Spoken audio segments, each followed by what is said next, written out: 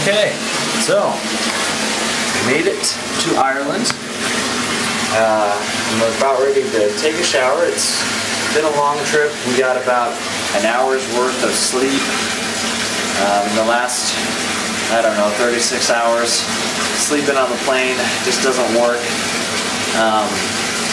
I have some good stories about that. Also have some kind of crazy stories. If there's one thing you're ever traveling, don't choose the chicken for dinner. Bad idea. I thought my stomach was going to explode when I got here. And it was really bad news bears. I couldn't think.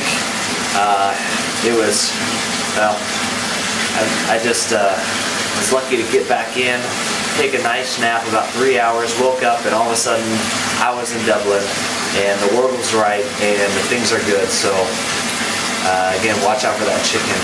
So now we're going to learn how to take a shower in Ireland. So we're going to go ahead and check out the shower here.